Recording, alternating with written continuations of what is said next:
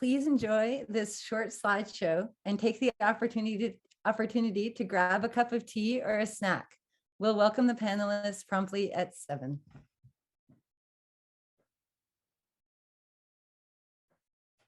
For those of you who are just hopping onto the webinar now, we'll begin the panel shortly.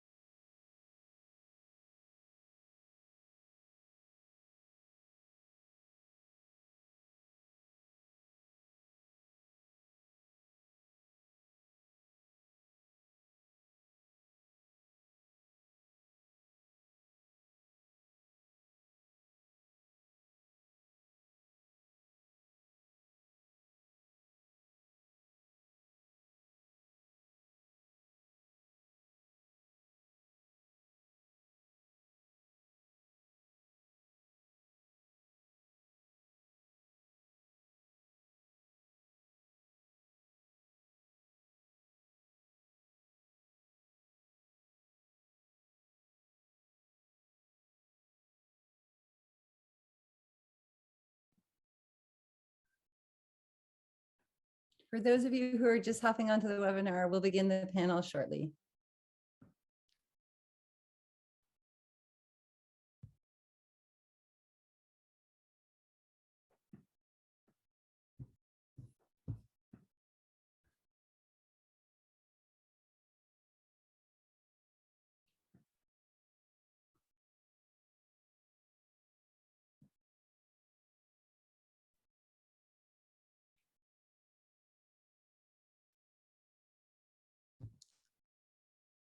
Welcome, everyone. For those of you who are just signing on to the webinar, My name is Emily Hazlett, and I am a community organizer for Mothers Out Front Lincoln. I'm part of a great group of women who recently launched our Healthy Soils Livable Future Collaborative to build a beloved community, to weave together all lovers of the earth and the many innovative and essential soils and biodiversity-based actions happening across Lincoln, and to plant hope for future generations. Before we get started, I'd like to pause and offer a land acknowledgement. We would like to recognize the Massachusetts and Pawtucket Indigenous peoples who originally lived on and cared for the land in what is now Lincoln, Massachusetts. They were forcibly removed by colonizers from their unceded land and remain the original stewards of this land. We recognize the ongoing oppression of Indigenous peoples and want to highlight in particular the importance of valuing their knowledge of regenerative practices. Tonight is just the first of many opportunities to continue the conversation about healthy soils. Stay tuned to learn more about how you can be involved. And now I'd like to turn the mic over to Bryn Gingrich. Emily. Hi, everyone. Great introduction, Emily. My name is Bryn Gingrich, and I'm the Outreach Director for Lincoln Land Conservation Trust. As we've just seen, from conservation land to local farms to backyards, regenerative practices can sustain ecosystems, nurture healthy soils, and draw down carbon to save our planet. Here in Lincoln, many people and organizations are already embracing these land stewardship practices. All are welcome on this journey as we unlearn and learn together. Our panel moderator tonight is Jess Myles, the Education, Outreach, and Volunteer Manager at Codman Community Farms, and another of tonight's organizers. Jess has worked on farms around the world and brings her creativity, entrepreneurial spirit, and passion for agriculture to Codman. She grew up in Concord and holds a master's degree in agricultural development from UC Davis. Welcome, Jess. And I'm wondering if you want me to share the soil workshop slide again and maybe talk a little bit about that while we wait for our final panelists to join us. So if you don't mind, I'm going to do that. Pull it up. Just put together this really lovely slide here. Is that okay?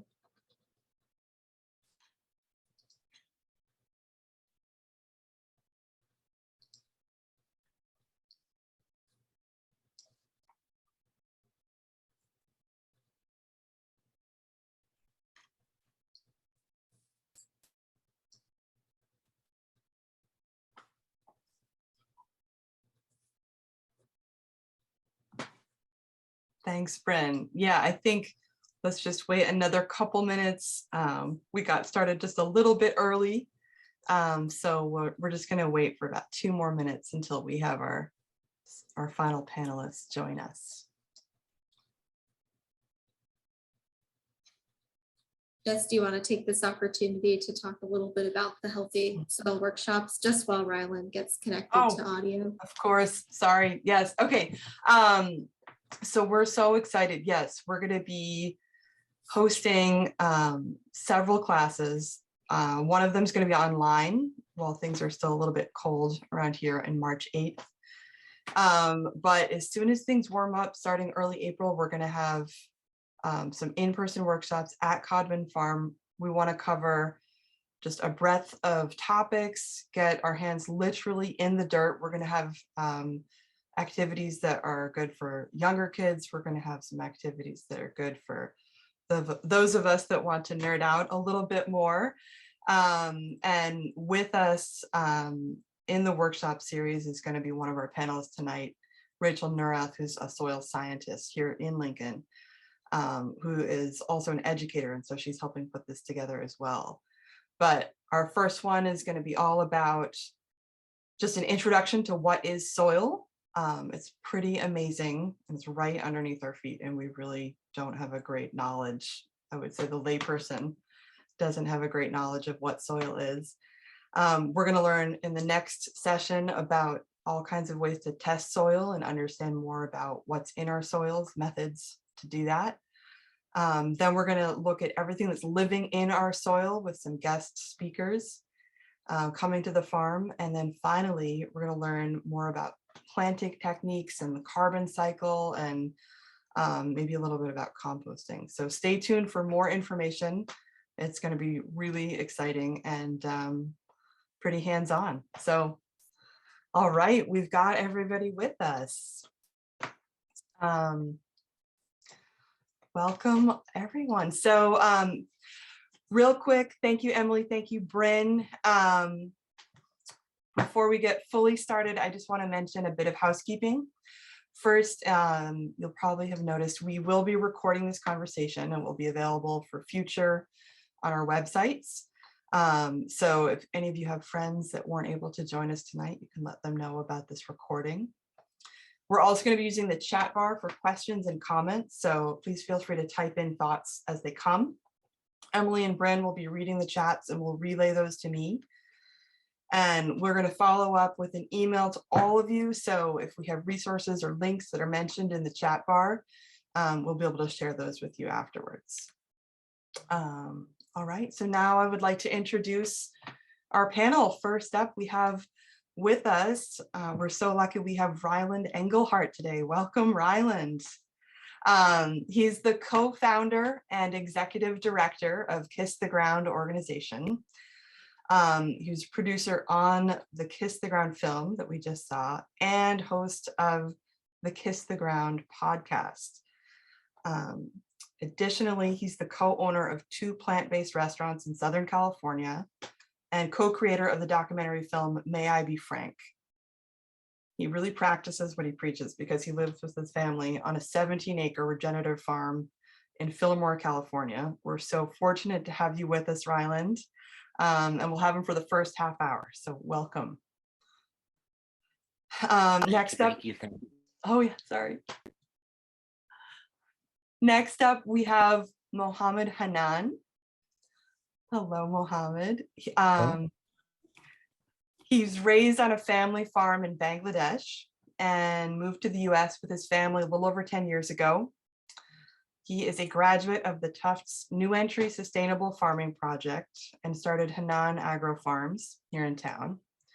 He grows organic fruits and veggies on 7 acres, and his farm is centered on the idea that healthy organic food is not a privilege, but a right. When not farming, Mohammed works full-time at Harvard Medical School. Pretty amazing. So welcome, Mohammed. Next up, Pete Lowy. He's been the farm manager at Codman Community Farms since 2016. And before Codman, he founded Pete and Jen's Backyard Birds with his wife, Jen Hashley, where they developed their diversified rotational grazing system. Originally hailing from New York, he's made his home in Massachusetts since 2003, and he's been growing vegetables or livestock for almost 20 years. And I'm so lucky to get to work with Pete every day. So Pete, welcome. And last but certainly not least, we have Rachel Neurath here in town. She is a soil microbial ecologist, educator, and an active member of Mothers Out Front Lincoln. She has a PhD from UC Berkeley, where she researched carbon persistence in soil ecosystems, soil biogeochemistry, and microbial ecology. She's passionate about climate change, ecology, and STEM education, and has recently returned to her hometown of Lincoln with her husband and daughter. And she helped organize this event, so we're so lucky to have her. Welcome, Rachel. So first up, I'd like to start by asking Ryland, while we have you, about the origin of Kiss the Ground. We were lucky enough to have an earlier conversation with you where you mentioned that you had kind of an aha moment, like an epiphany, where you knew what you wanted to do and it had so much to do with soil. Do you want to tell us a little bit about that? Yeah, thank you so much, Jess. Thanks for putting this together, and thanks for including me. Yeah, so as you shared in my intro, I've kind of, for most of my adult life, have been in hospitality and serving organic plant-based food with a family enterprise called Cafe Gratitude and Gracias Madre. And so it was our business philosophy in those restaurants that took me to New Zealand, where I had the opportunity of sitting on a panel, or sitting in the audience of a panel discussion called "Can Human Beings Sustain Themselves on Planet Earth?" And basically 5 out of the 6 experts, speaking about different biomes of the planet, were describing that the human degeneration of certain ecosystems really were worse than we were being told, and really that the answer to the question, can we sustain life on planet Earth, their perspective was not likely. And the last person who spoke was a guy by the name of Graham Sate, and basically what he connected the dots to really understanding, for me, he just made the connection of how photosynthesizing plants, soil, and microorganisms really are this mechanism, this system that if human beings could align ourselves with the natural principles of life, we could actually heal and regenerate our planet relatively quickly and easily. Is what he described. He did a TED talk called "How Humus Can Save the Planet." And for whatever reason, I had been a proponent of plant-based food and been selling organic food through restaurants, but I never really understood the way that the carbon cycle worked. And I never really had a hopeful framework for how life could be better, 7 generations forward, until I really understood the principles of regeneration, which really are the principles of nature. And so for me, this was a huge moment, almost described to, I describe it like an epiphany moment, where I could see these connections and I could see the truth and the possibility and the power of this awareness that I was having. And for me, it just became so clear that, I was being given a whisper of like, this is the message that your life is to champion. And so, again, not a farmer at the time, not a soil scientist, not an academic, but really just, somebody who had been really good at getting passionate about ideas and getting other people inspired about those ideas. And, that led to me, proselytizing my soil ministry in my restaurants, which led to, me starting a working group in my living room, which led to the forming of a 501c3 nonprofit, which led to the, partnering with filmmakers to make a film that took us over 7 years to produce, that you guys had the hopefully the enjoyment of watching this evening. So yeah, it's amazing that almost 10 years later, after that awakening moment, really my life became about, how do I give that awakening moment that I had that really changed everything? How do I awaken that for others? Because I saw it changed everything in my worldview. And I wanted that awakening to occur for as many others as possible. And so that's kind of what Kiss the Ground has been on a mission to do in many different ways over the last 8 or 9 years. Wow. Well, I know I'm certainly grateful for that epiphany of yours. I want to turn to the other panelists and ask you all what brought each of you to your work as well. I mean, did anyone else have an aha moment? Rachel, do you want to start? Sure. Yeah, I think for me, it was sort of a series of aha moments, but I always cared about climate change. And I was doing a master's degree studying what happens when you clear cut a forest, and how does that impact the carbon in the soil? And we were seeing that you lose a lot of carbon deeper than people really realized could be lost.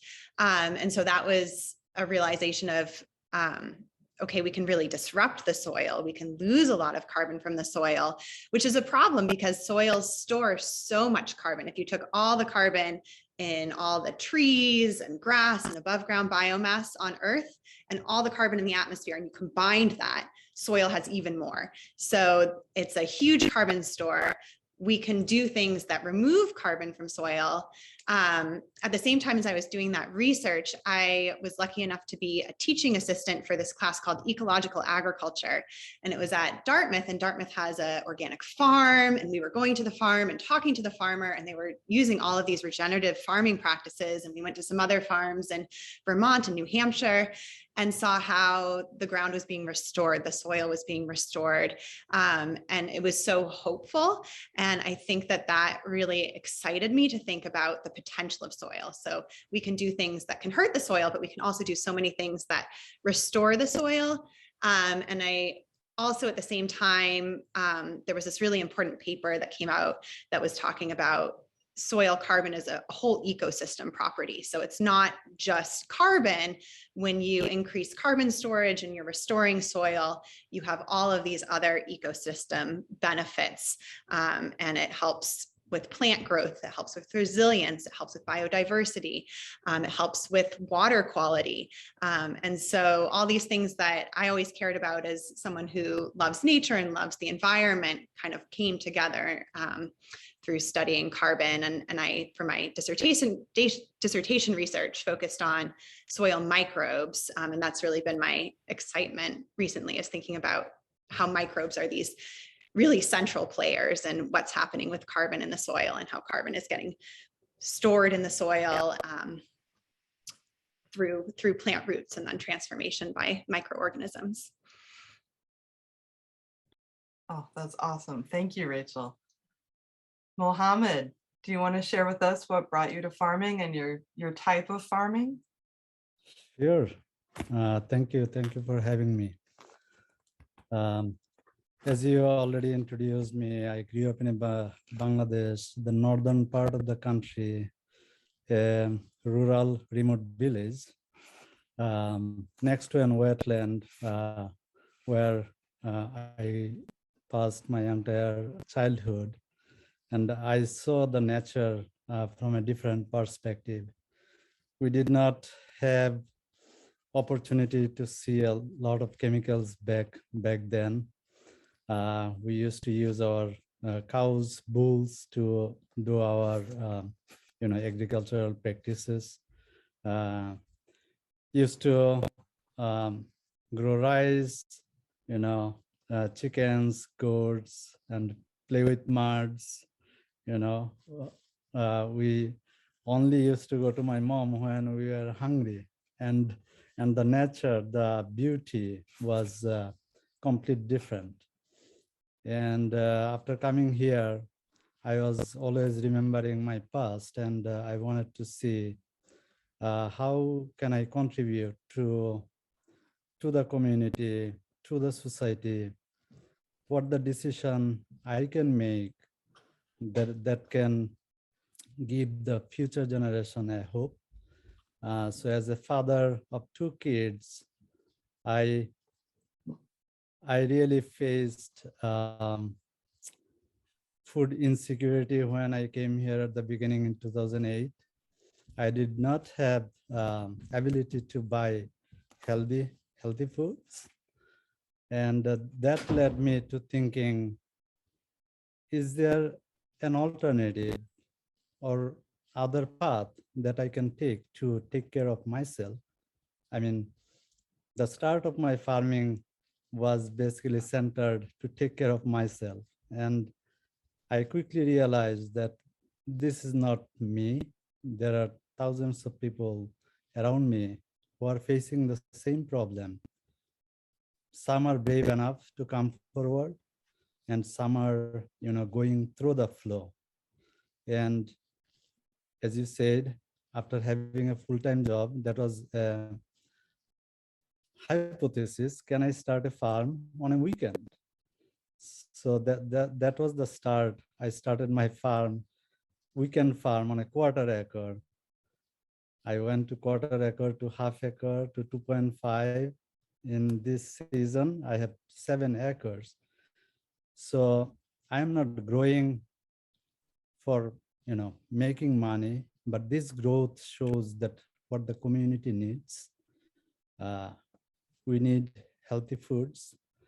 We need healthy soil, means healthy foods, healthy produce, and healthy produce means our healthy community, healthy nations.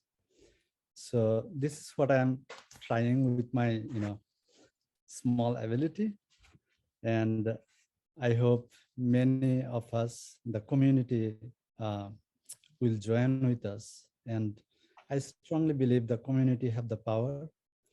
We can change a small community, we can change a town, and that will lead the change to the nation. Thank you. Thank you. Thank you for sharing that. Pete, what about you? What brought you to farming? I know you've had a lot of different job experiences, but you ended up farming. Well, my introduction to farming came when I went in the Peace Corps and was a Peace Corps volunteer in Micronesia, where I was introduced to agroforestry systems and not having any knowledge of agriculture at the time, and was kind of thrown out to Micronesia and realized that you could walk through what looked like a jungle, but was actually a food producing agroforestry system, not knowing that, the vine climbing up the tree was a yam that may well have weighed several hundred pounds, have been growing for years under the ground. And that was climbing a breadfruit tree that had, a starchy, vegetable fruit that people probably have never even heard of around here, that people survive on in the islands out in the Pacific. And, underneath that, in a swampy area, was taro growing that I had never seen before, but it was another starchy vegetable that people survived on for a long time. And you look all around you, and everything that was there served a purpose, was providing fertility, was providing cover, was providing a canopy for something to climb into. And it really opened your eyes that once you start to understand your environment, that there are so many things that are intertwined that you don't have any comprehension of, let alone the soil that's fostering all of that growth, and the importance of the leaf canopy, and how the decaying leaves fall into the ground and is providing nutrition for all of those plants to grow. And so that was really my introduction into agriculture. And when I returned, realized that I really wanted to continue to learn more and more. After going to UC Santa Cruz and learning agroecology and farming systems out there, I started farming for full time. And my entry into livestock was that Jen, my wife, was a vegetarian for 10 years, and she was interested in starting to eat a little bit of meat. And so she would only eat any meat if only if she knew where it came from. And so we started with a small layer flock of a dozen hens. At the time, we were living in Concord, and actually we got those first hens at Codman Farm, ironically enough, in 2003. And things kind of have a funny way of going full circle. But what was interesting was we put them in a coop that happened to be in our backyard, and it had about a 4-foot fence around it, and it was all covered in brambles and overgrown. And after a short time, the chickens ate everything that was in that area, and then they started jumping over the fence. And it was the first time we had ever grown livestock, and we're like, well, I guess we just need to make the fence taller, because they're getting out. And so we made the fence taller, and it was like 8 feet tall, and then it was like 10 feet tall. And we're like, this doesn't seem right. And so there has to be a reason. And because they wanted to eat greens, they wanted to have a diverse diet, and we were trying to prevent them from doing that. And that's when I started to read about pasture management, and how you can give livestock a much better quality of life, give them what they naturally want, what they desire. And that was when I built my first mobile coop, and we moved the birds out to pasture and surrounded them by a 3-foot fence, and they never ever jumped over it because they were living on grass and we were moving them every few days. And that was the epiphany really for me of becoming a pasture-based livestock farmer, understanding that you can grow livestock and give them the life that they want, actively moving animals through pastures, and then seeing the results of that movement and that fertility they're leaving behind and how it really can improve the land. And so that really was my beginning, and how it led us to from laying hens to growing meat chickens on pasture and how they really can improve the fertility of the land.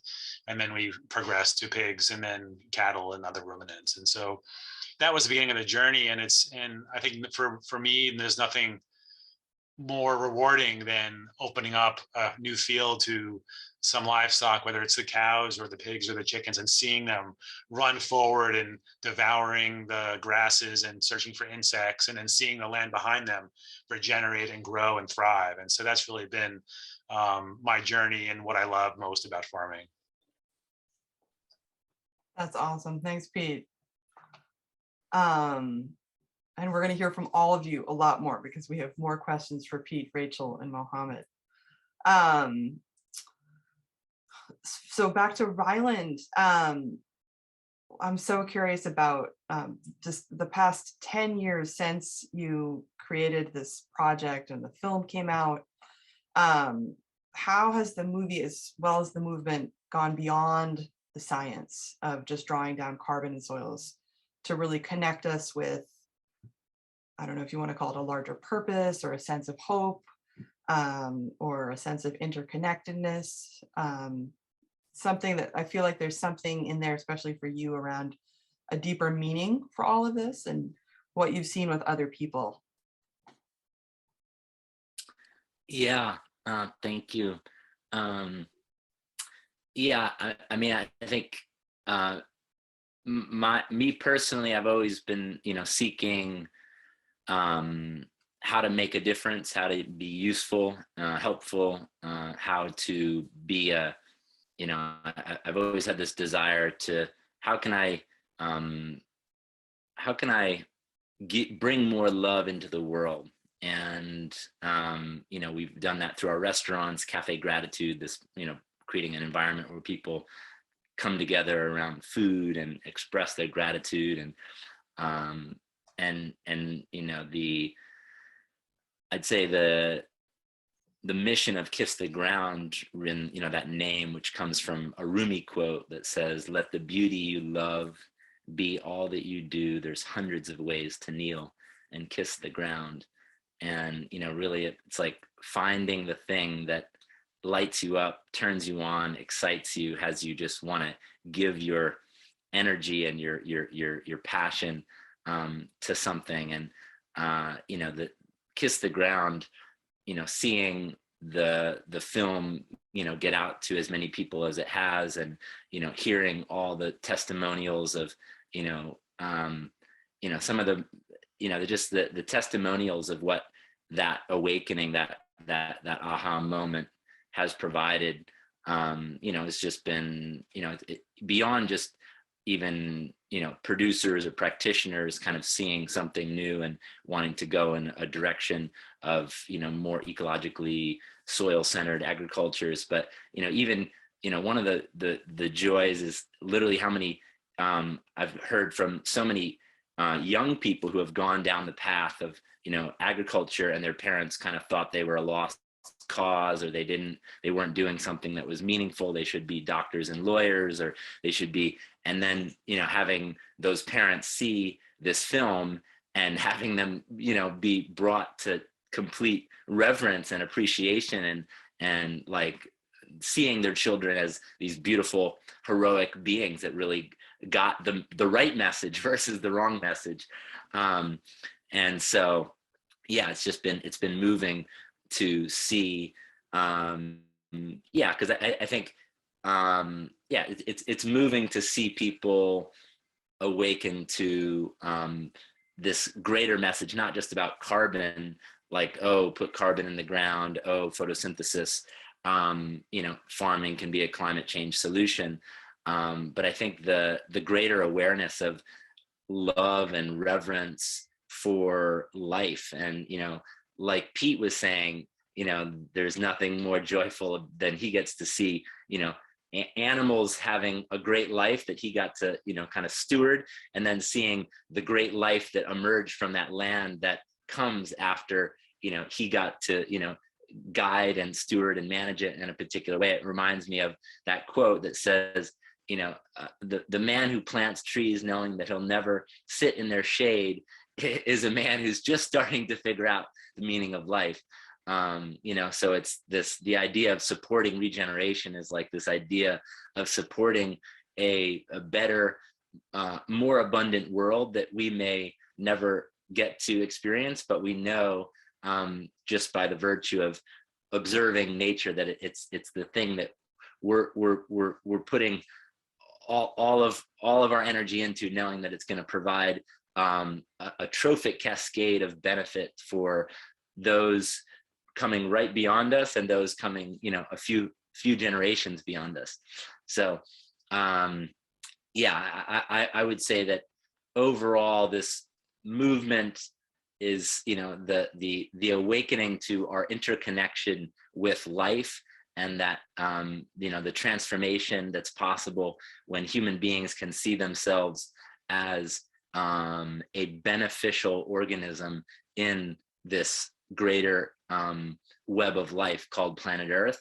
And I think there's been part of our mythology is that we're destroyers, that we destroy and are, almost like a locust or a virus on the planet, versus really seeing ourselves as a probiotic in this ecosystem, and really reclaiming or remembering that role that we can play. And that again, that there is many cultures that have come before that truly understood that role.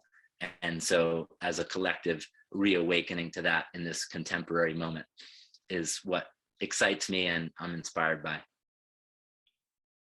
And I hope I answered the question. Yeah, you did.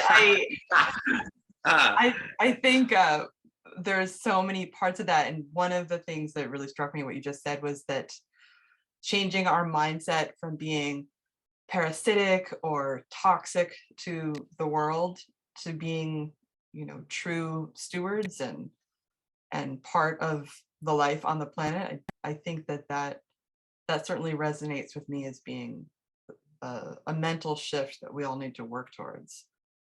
While we still have you, Ryland, for just a few more minutes, we have an audience question for you. And briefly, do you have any thoughts on regenerative farming and ethical veganism? That's certainly, I think, a topic that you have some deep thought about. And is it possible to farm without using animals? Does it make economic sense? Just your thoughts about an all plant diet versus a regenerative farming system with animals. Yeah, I can clearly state my views and personal experience with that. And I'm sure Pete also has some potent things to say there. Yeah, again, I didn't have a hamburger until I was 35 years old, because I was kind of thinking that veganism was the way, the truth, the light, as far as like the most ecological and mindful diet on the planet. And while I still think, a plant-based diet, as someone living in an urban center who doesn't want to participate in the sort of industrial meat complex, and eating out, you can't oftentimes tell where your food is coming from. And most of our meat is coming from pretty gnarly, destructive systems. I think, being a vegan or plant-based diet is a noble and beautiful, disciplined way to be in being a conscious consumer. That being said, as we were vegan restaurateurs who started to farm and started to understand the interplay and interconnection between soil health and ruminants and grazing animals, we started to see if the farm, which farms are in most cases businesses, and that each, part of the system needs to bring something to the table. I haven't seen, I know that there's models of farming, like veganic farming, and there is folks who are doing models of vegan, no animal input agriculture and producing, healthy, fruits and vegetables. So I know it's possible, but in a lot of cases, most organic fruits and vegetables, most organic food is being supplemented through nutrients coming from the backs of animals. And so, what we learned is, we were bringing in compost from, a feedlot situation to supplement our vegetable production. And then that didn't feel right because we were essentially using, the excrement from a system that we didn't want to support versus having an animal on our farm that could directly, process those nutrients, through grazing grass and, putting those nutrients back in the soil to rebuild and replenish it such that we could grow more vegetables for our vegan restaurants. But then inside of the overall economics and interplay of that web of life, it turned into us, starting to eat dairy because we needed that cow to bring something to the table. And then that turned into male cows. And instead of giving those male cows away to who knows what could happen, we chose to go through the process of, slaughtering those because there were certain people who eat meat on our farm. And that was we actually filmed that as a sequence for the Kiss the Ground film, but it was so intense that we decided not to put it in the film because it was intense, but it was also me and my dad going through our real story of being lifelong vegetarians, starting to have this awakening and starting to see, well, how does this all work? All right, well, this is the best thing that we see to do, in given all these, all this understanding, knowing that we're going to continue to learn. So that's been our journey. So yeah, I'll stop there, and maybe I'd love to hear Pete's perspective. I know I can stay on a few more minutes and happily get Pete's perspective too. Yeah, no, that's great. I think in my years of doing this and getting into it, I've always tilted towards, like, what does just logically make sense? Where's their balance, And so, when I came here 6 years ago, and we started putting animals back on the fields, we had some pushback from fields being hay fields, so all of a sudden having livestock and fencing around these fields. And then we stopped exporting hay from the farm, which was something the farm used to do as a business. And then people thought that we were going to scale our livestock enterprise, but that wasn't the point. The point is to regenerate the land, and we're going to match the land with the livestock we're going to grow. And so we're not looking to scale the livestock's aspect of the farm. We're looking to create a balanced ecosystem here. And so one of the things that we're doing that kind of plays into what you talked about is that we do grow non-ruminants here. So we have laying hens for eggs, and we have meat chickens that we grow for meat, and we grow pigs for pork. But one of the things we do is we only buy local organic, certified organic grain.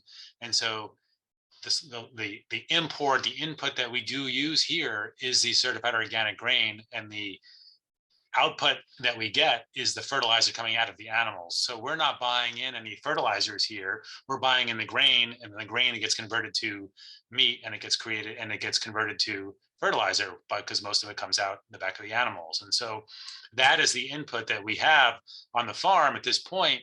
And that is what's building some of the fertility on the farm, in addition to our proper rotations of livestock to the fields and our proper rest that we're giving to the fields, and the absolute termination of exporting any hay from the farm.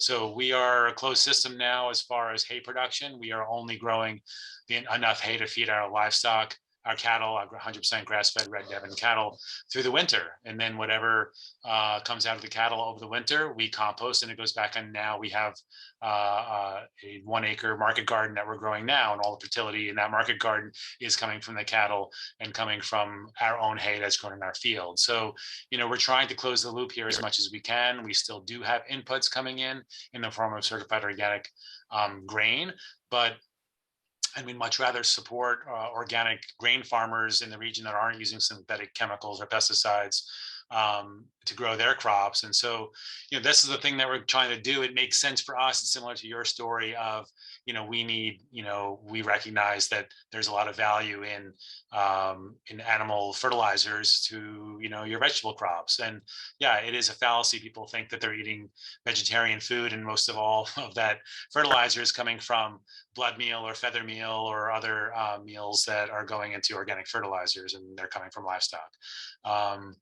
So yeah, it's just a matter of what makes sense, what is a balanced system, and we look to not scale indefinitely by any means, and we're looking to, at this point, build the fertility of our land. And as the fertility of our land builds, we can then increase the carrying capacity of our cattle. There's more grass that will be growing. We can grow a few more head if the weather holds up, and if our carbon is building in our soils, and that provides more resilience. Like Rachel talked about, with greater moisture capacity, and just builds the resilience of the entire farm. So that's kind of my thoughts on that. That was great, Pete. Ryland, any final thoughts before you hop off? Yeah, no, I'm grateful that I stayed for Pete's answer. I'm happy to stay on a little bit longer.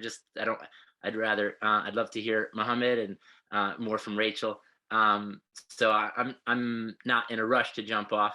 All right. Yeah, just grateful to be here, and glad that this conversation's happening, and glad to contribute to it.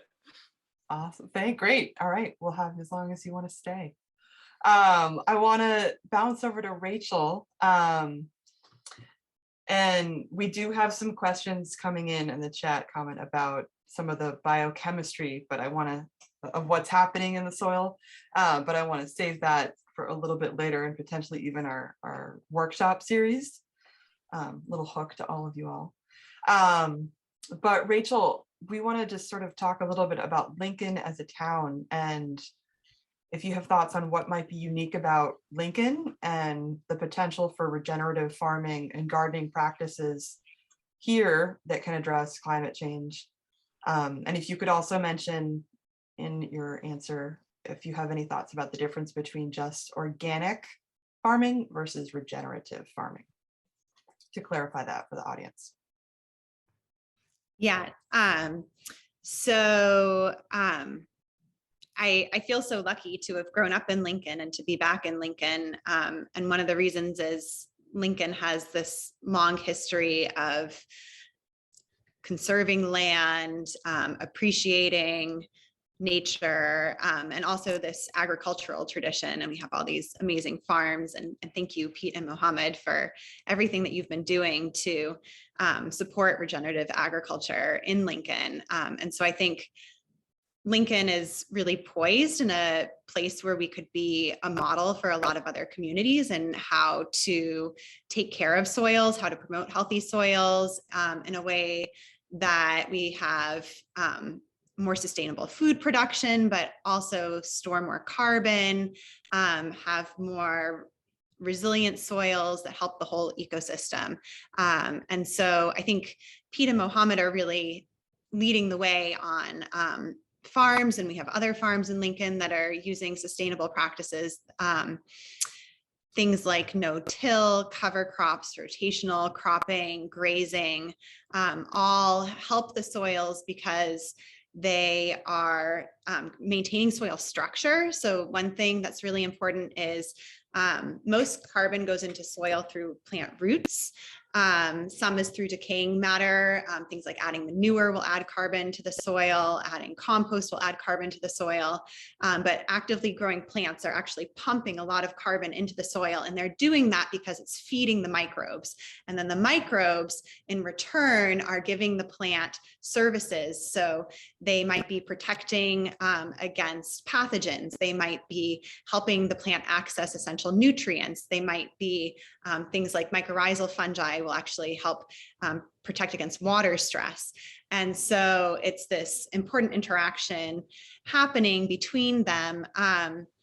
And so I think that when you do that, so the carbon goes into the soil, it could just go right back to the atmosphere, but soils are really good at holding on to that carbon. So it's both putting the carbon into the soil, but it's also how do you get it to stick? And one of the ways that you get it to stick is by maintaining soil structure. And that's why no-till farming is really important, because it's keeping those soil aggregates and the carbon is staying in the soil for longer. So you want to both put the carbon in the soil. So all of these practices are putting more carbon in the soil. But you also want to keep it in the soil once it's there. You want it to hang out, and it can hang out for sometimes thousands of years. It's really amazing how long soil is capable of holding on to carbon. And just more diversity of plants and organic farming promote a more diverse microbial community, which help with carbon storage and all of these different ecosystem benefits. So to the question of regenerative farming versus organic, you don't have any pesticides, so that's great for the microbial community, but it's not necessarily focused on regenerating the soil. So regenerative farming is saying most soils that have been cultivated have been degraded. And so historically, and so how can we regenerate them and make them these healthy ecosystems again that they once were?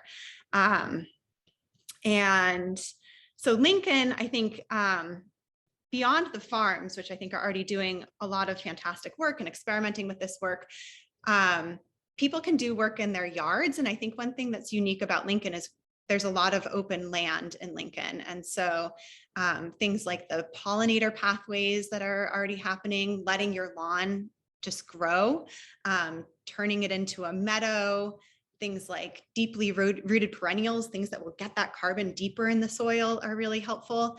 And so I think people in Lincoln really appreciate nature, and I think that there's a lot of openness here to thinking about how we can change our practices in our own yards as well as in farms and in community land to promote soil health.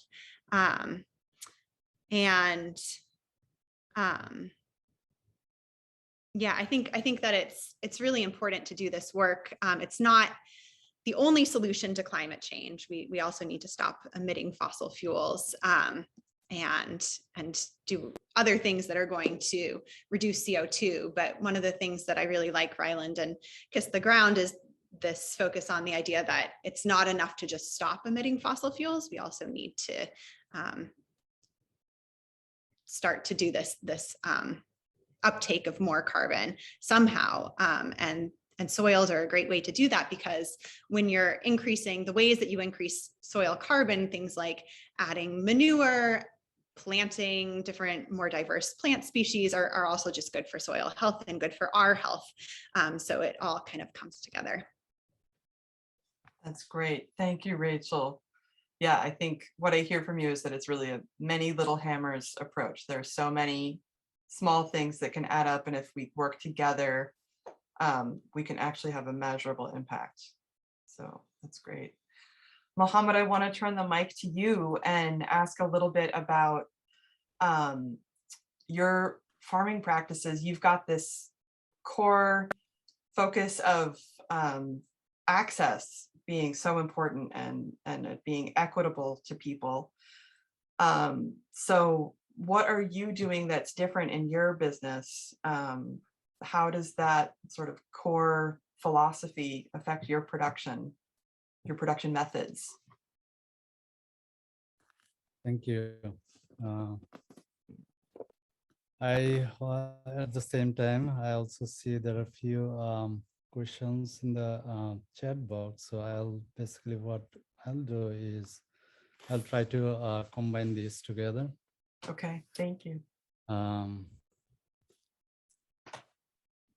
So someone was asking, would you consider having animals or does that require massive investment of capacity?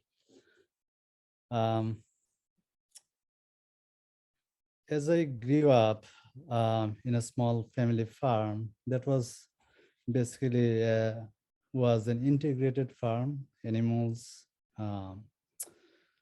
We grew veggies, rice, crops, and animals were part of our lives. We used to live with chickens. That was funny, but we were not thinking all the biosafety, all those aspects, and we were living fine with them. We haven't seen any issue back then. Now, now we are. I will say we are interpreting differently. My mom, she died at the age of close to 95 without any complications. She could hardly sign her name, but she knew what to eat. I never saw her when the farm-raised chickens came into the market. She never ate farm-raised chickens. We used to have pasture-raised chicken. And as I was staying with my mom most of my time, my childhood, I saw how important it is growing up in a rural village where we did not have access to modern medication system, hospital system, and we were healthy enough. We were enjoying life from a different perspective, and we were growing all our veggies, and the farming style was pretty primitive. Mohammed, I'm sorry, I just want to pause right here. Just Ryland's about to hop off. Let's just say thank you, Ryland. Thank you. Thank you so much for being with us. Thank you, everyone. Thank you. Sorry about that, Mohammed. Please continue. Not a problem. So that actually was resonating me in my entire life, and I see this beautiful art as a stopover for us, for the human race. As we see, if you consider the migratory birds, they travel thousands of kilometers and they stop over certain point, right? Certain places to take food, to take shelter. And the way I see my life is the similar fashion. We are here for a short time and we need to see how we can, what the signature we would like to keep here and how to take care of our soil, environment, and the biodiversity that is basically we are depending on. Without them, we will not be us. So it is a very complex synergetic relationship. If we consider just us, it's not going to happen. If we lose our bees, we cannot grow anything, whatever we want. We might have, we might have a lot of money, but at the end of the day, the questions remain: what are you gonna buy, or what are you gonna eat? Spending your money. So that is very important. And after coming here, one of the goal before I start farming, I wanted to farm animals. I wanted to start a goat farms, but with my weekend operation, that did not happen.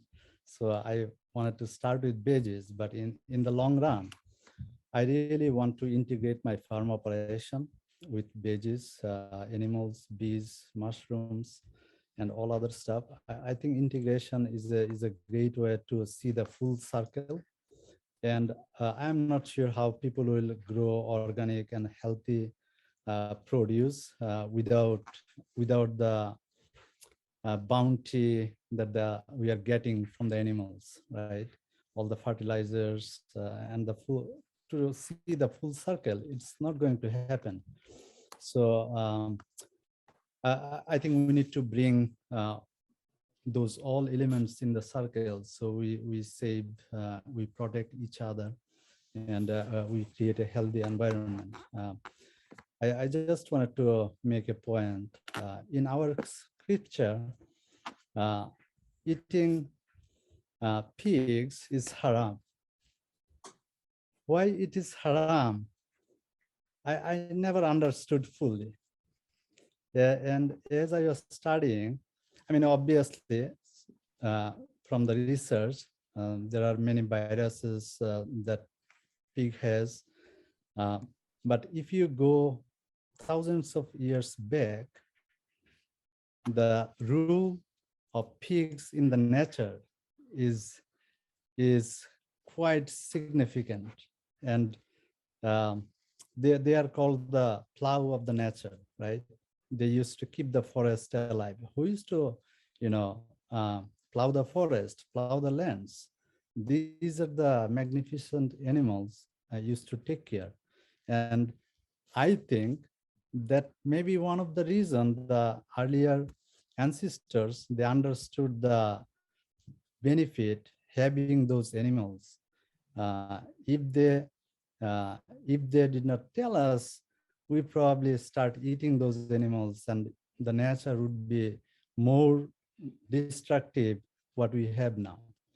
So it was a way of keeping them in the environment. Yeah. It is, they probably could not understand the whole science behind it, but the way I interpret it, it is an interconnected nature of the system, right? So we want those animals to have also, beside us to take care of the nature. Thank you so much, Mohammed. I'm so sorry to cut you off. I want to have room for 2 more questions for us, but that was really great. Thank you. Pete, I have one quick question for you.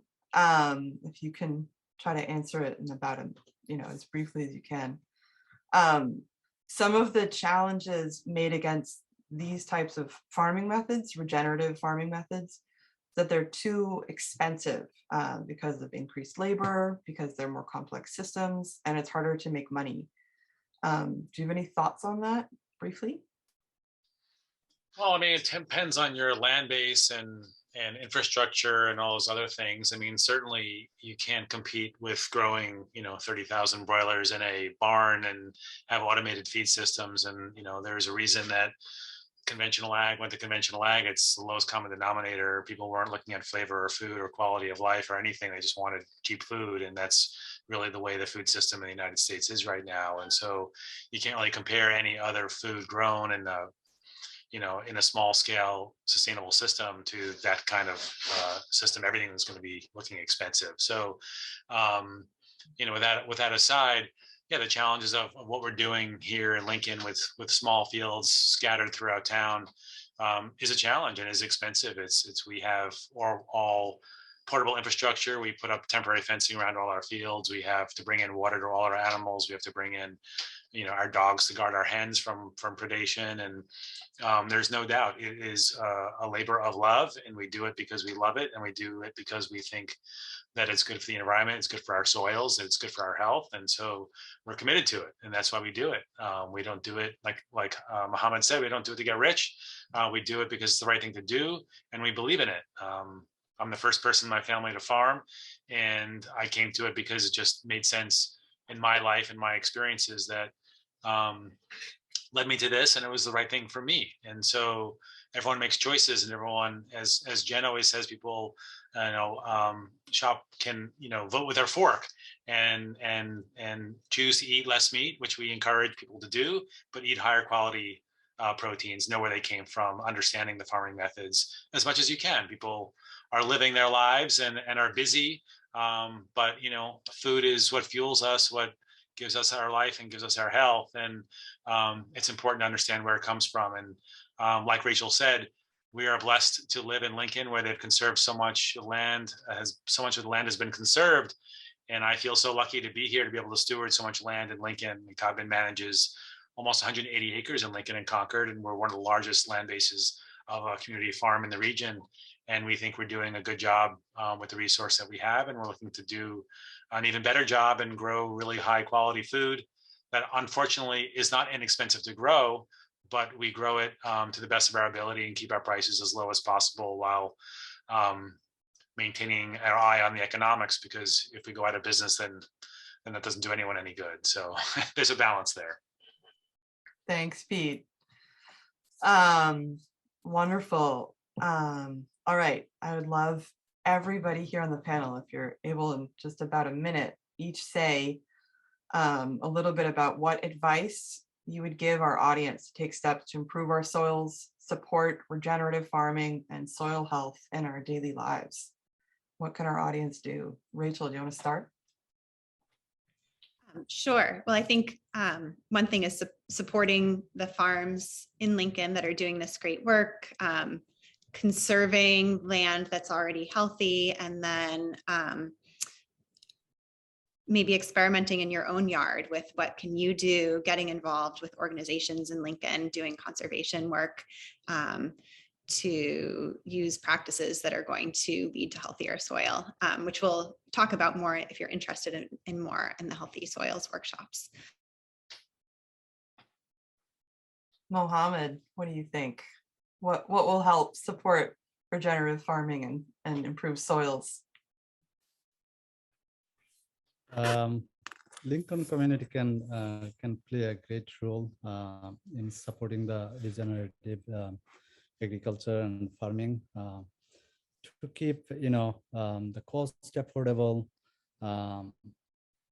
This is also it can be done only from the help from the community. If community buy produce directly from the farm, Pete will agree with that. That will directly it will make produce affordable. Once the produce change the hands and it goes to the middleman, then people are paying the extra price. And as community coming forward, buying directly from the farm, it is also saving the carbon footprint. They don't have to drive too far, getting fresh, and knowing the farms, the practice, the local farmer, how they are producing stuff. I think it is important. So community, I think, is the best place to start with. That's great point. Thank you, Mohammed. Pete, final thoughts? I just think it's being intentional. If you're choosing to support local farms and it's a little bit more expensive, knowing that you're doing it with purpose and that it has meaning. I think that too often people are shopping for lowest common denominator, looking at price points and not thinking about, food is action and your decisions have an impact. And so it's just simple as that. I mean, you can plant a cover crop in your garden, you can do all kinds of things, you can volunteer, you can come to community events, you can walk around Codman Farm in the fields that are all free to walk around and participate. It's just being intentional, being present, being aware. That's great. Thank you all so much. I know we had some questions in our chat box that we didn't have time for, but I'm going to see if there's ways that we can answer some of those in a follow-up email. Really, really great questions, everyone. Thank you, Pete, Rachel, Mohammed, and of course to Ryland. It's been such a pleasure to have you here. Also, my fellow core organizers, Bryn, Emily, and Rachel. It's been a lot of work behind the scenes getting this event ready. And of course, to you, the audience, coming out here tonight on Zoom, yet another Zoom call to listen to us and sharing your time, opening your minds to this conversation. It's really incredible. And I think there's a lot that we can do together to help reverse this climate emergency. At least the soils bit we're really excited about. Again, we're going to follow up with you via email. We're going to include links, resources, more information about the Healthy Soils workshops. And for all of us that have been working together on this project, we've really felt a synergy as we've come together to talk about the different organizations in town and about soil health and with the film. And we really hope that this sparks something in all of you as well. I, for one, can say that I really feel so hopeful about the power of soils. I just want to end tonight with Maria Rodale's quote. It was at the very end of the film as well. It's not about religion or politics, it's about love. And if you love something or somebody, you want to understand them, take care of them, protect them, and keep them safe. That's what we're all here to do. Even the little mycorrhizal fungi and the worms and the bacteria. If we take care of them, they'll take care of us. Thank you all so much for joining us. Stay tuned for more information, and we hope to see you at LLCT and at the farm and around town. Thank you so much. Thank you so much, Jess and Emily. Thank you, Emily. Thank you. Thank you all so much. It was wonderful. Bye.